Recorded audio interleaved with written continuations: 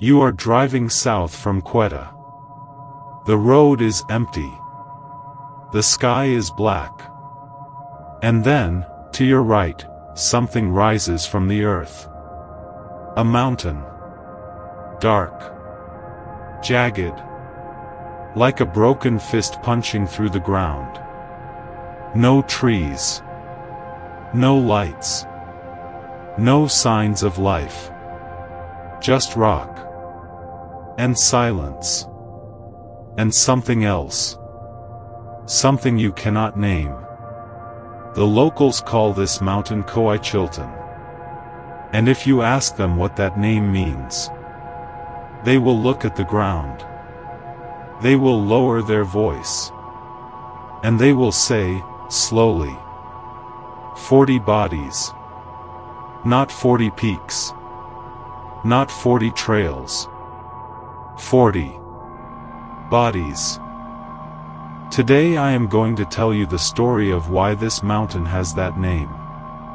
The story of what happened here, hundreds of years ago, and why, even now, people disappear on these slopes. Even now, in the 21st century. Even now, in broad daylight. Stay with me. Because by the time this story ends, you will never look at a mountain the same way again. Before we get to the horror, let me tell you about this place. Because this is not just any mountain. Koh-e-Chiltan stands 3,194 meters above sea level, that is over 10,000 feet. It rises above the Chiltan Range in Quetta District, in the heart of Balochistan, the largest and most mysterious province of Pakistan. The Brahui people, one of the oldest tribal communities in the region, have lived in the shadow of this mountain for centuries.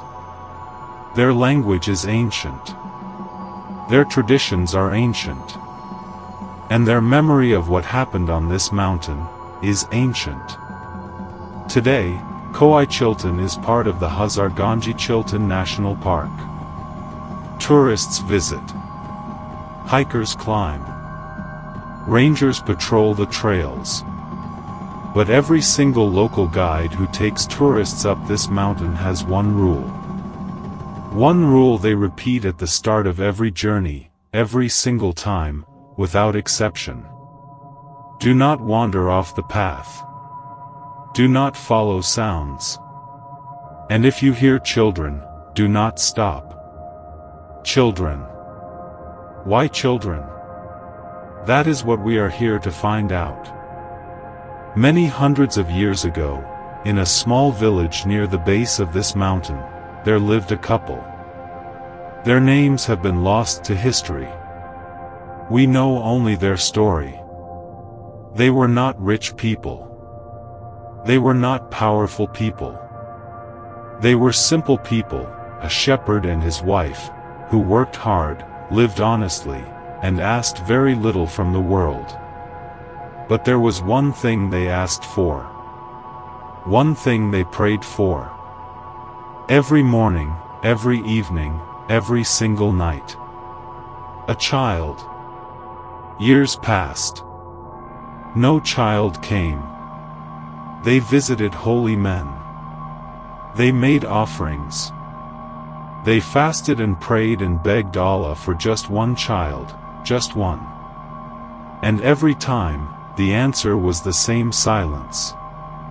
The wife grew desperate. The husband grew bitter. Their house felt too large for two people. Their lives felt too empty. Until one day, they heard of a holy man. Not just any holy man. A man whose prayers, people said, had power beyond ordinary understanding. A man who could speak things into existence. The couple traveled to his home. They knocked on his door. They knelt before him and they begged. The holy man looked at the woman and said, "I cannot grant what God has denied you. This is not in my hands." The wife wept. The husband turned to leave. But then, a voice stopped them. It was the holy man's son. Young. Confident. He had been listening from the doorway. Son of the holy man, wait. I believe I can help you. He told the woman to sit before him. He reached into a cloth bag. He pulled out a handful of pebbles, small, ordinary pebbles from the mountain path. And one by one, he placed them into the woman's lap. He counted as he went. 1, 2, 3. All the way to 40. 40 pebbles. He closed his eyes and prayed over them. He whispered something the couple could not hear. Then he opened his eyes and said, quietly, "Go home. You will have your children." 9 months later, the woman gave birth. Not to one child. Not to 2, or 5, or even 10. She gave birth to 40 children. All at once. 40 crying infants. 40 tiny mouths. 40 children who needed to be fed, clothed, held, loved. For one moment, maybe just one single moment, the couple felt pure joy. They had asked for a child. They had been given 40. But joy has a way of turning cold very quickly when reality sets in. They had no money. They had no land. They had no family nearby to help. Their small house, built for 2, now held 42 people. Within days, the husband's joy had turned to panic. Within weeks, panic had turned to something darker. He could not feed them. He could not provide for them. He could not watch them all. The crying was constant. The hunger was constant. The fear was constant. And so, he made a decision. A cold decision. A terrible decision. A decision that would curse this mountain forever. One morning, before sunrise, the husband woke up. He looked at his sleeping wife. He looked at the 40 children around him. And he began to carry them up the mountain. One by one. Trip after trip. Up the rocky slopes of Chiltan in the dark. He placed 39 of his children on the cold mountain summit, in the wind, in the dark, with nothing, and left them there. He kept only the 40th child. He told his wife what he had done. She screamed. She wept. She beat her hands against the walls. But the husband said, with hollow eyes, "Allah will provide for them. Or He will take them quickly. Either way, we could not save them all." And they tried to go back to their lives. They tried to forget. But some things cannot be forgotten. Some things will not let you. Days passed.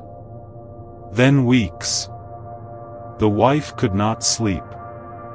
Every night she lay in the dark and listened. And in the wind, she thought she heard something. Crying. Distant, soft, impossible crying. From the direction of the mountain. One morning, while her husband still slept, she wrapped herself in her shawl, and she walked back up to Chiltan alone. She climbed the same path her husband had taken. She reached the same summit. She looked around at the rocks and the trees and the wind. And she found them. All 39. Alive. Her children were there. Running between the rocks. Laughing. Playing. Wild and healthy, as if the mountain itself had been feeding them, sheltering them, raising them. The woman fell to her knees. She wept. She reached out to touch them. They ran. She called to them. They scattered, laughing, into the trees. She chased them. They were always just out of reach. But they were alive. That was enough. Her heart was bursting. She ran home.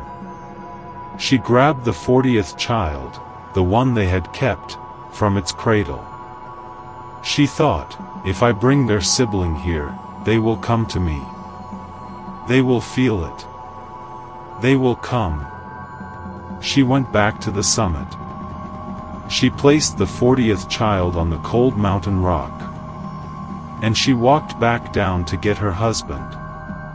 She told him everything. The next morning, the couple climbed Chiltan together. They reached the summit. The mountain was empty. No children. No laughter. No footprints. Even the 40th child, the one they had kept, the one they had loved, the one they had chosen, was gone. They searched for hours. Then days. Then weeks. They called names into the wind. They walked every path, every ridge, every valley. Nothing.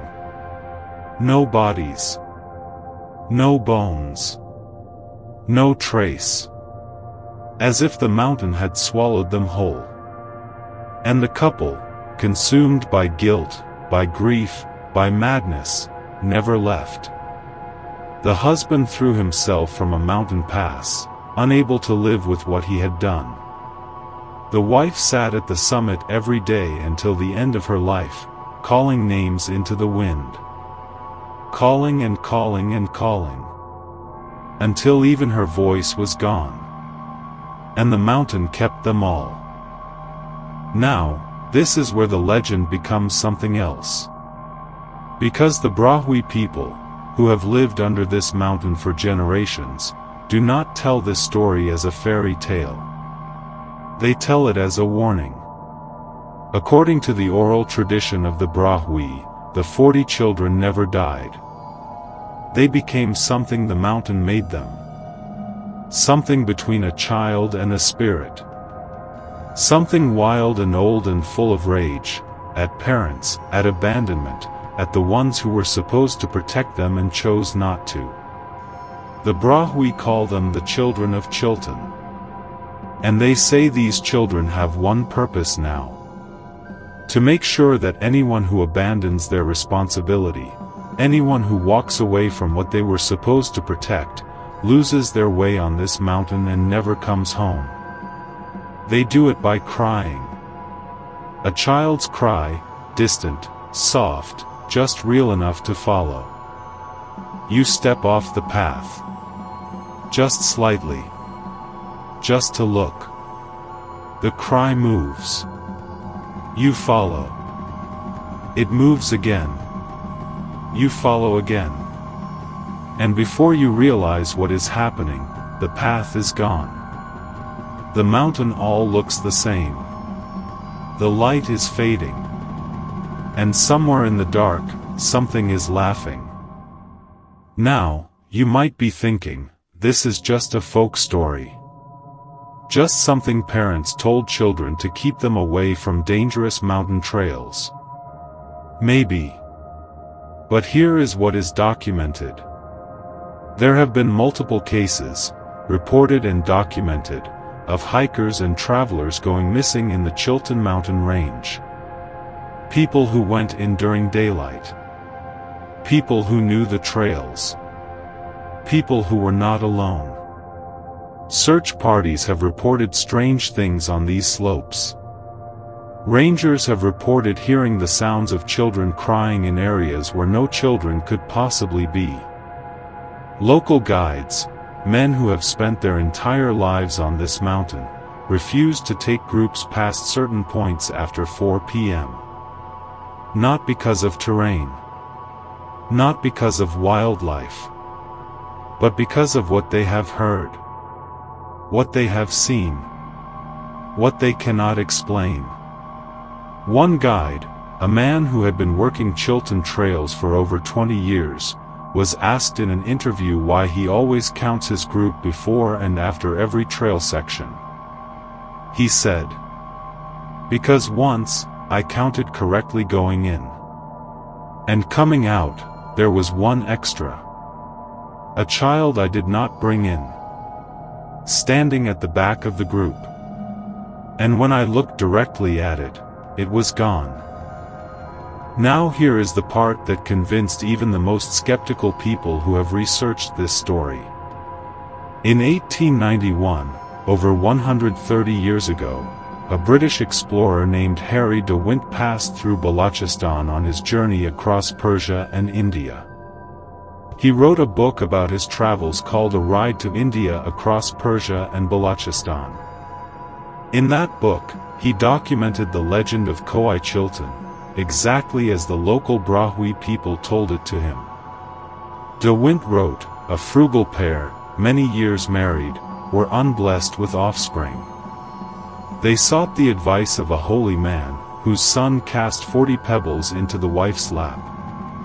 In time she delivered 40 babies. The husband, at his wit's end, left 39 on the summit, trusting to the mercy of the deity to provide for them. 130 years ago, before Pakistan existed, before Balochistan was mapped, before there were phones or cameras or the internet. A foreign traveler sat with the Brahui people and wrote down this story. Word for word. The same story. The same 40 children. The same mountain. The same curse. This is not a new story. This has always been true. But here is the part of the legend that most people do not know.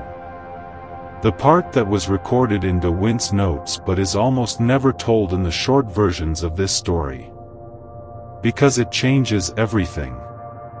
When the mother returned to the mountain and found her 39 children alive, she did not just see them playing.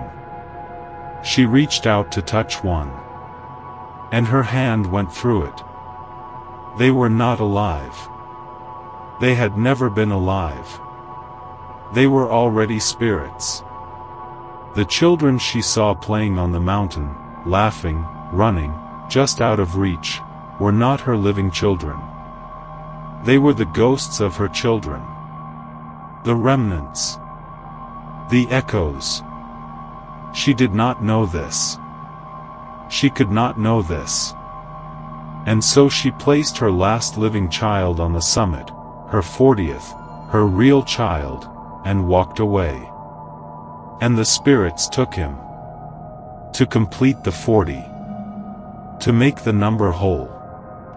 Because 40 pebbles had been cast. 40 children had been promised. And the mountain, or whatever lives inside it, would not be satisfied with 39. Now, I want you to think about something. This legend is hundreds of years old. It comes from a remote mountain in Balochistan. It was told in Brahui, written down by a British explorer in 1891, and has been whispered in villages around Quetta for longer than anyone can remember. But the thing that makes it terrifying, really terrifying, underneath all the ghosts and the crying and the disappearances, is not the supernatural. It is this. A couple was given something miraculous.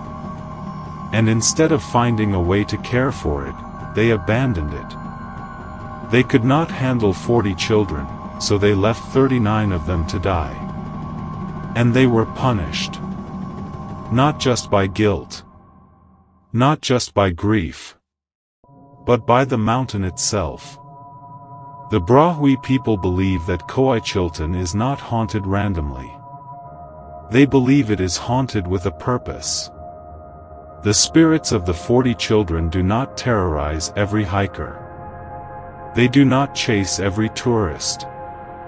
They chase the ones who recognize the story in themselves. The ones who have abandoned something. Or someone. The mountain knows. And it never forgets.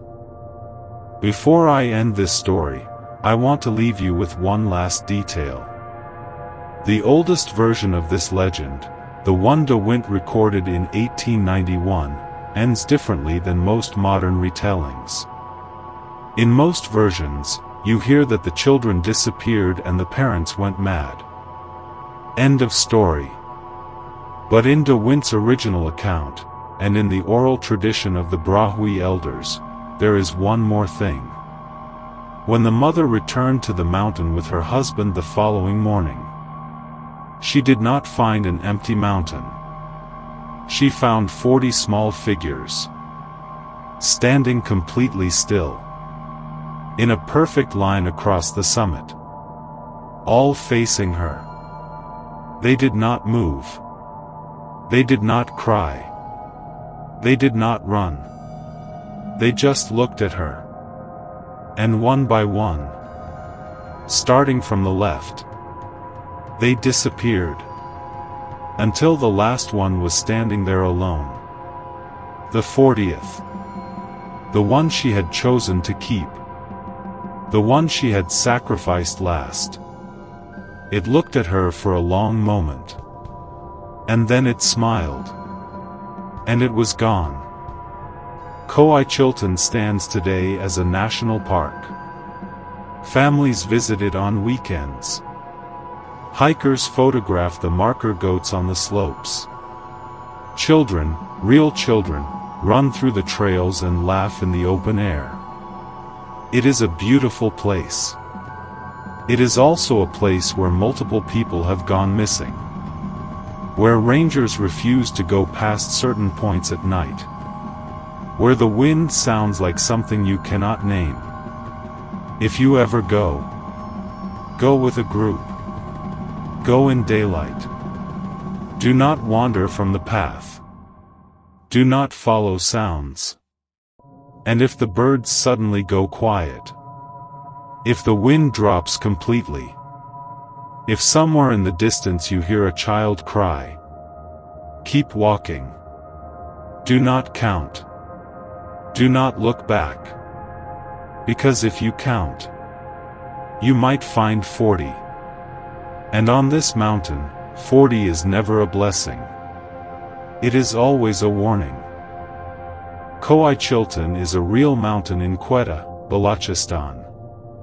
This legend has been told by the Brahui people for centuries and was first documented in writing by British explorer Harry de Windt in 1891. Multiple disappearances have been reported in the Chiltan Range.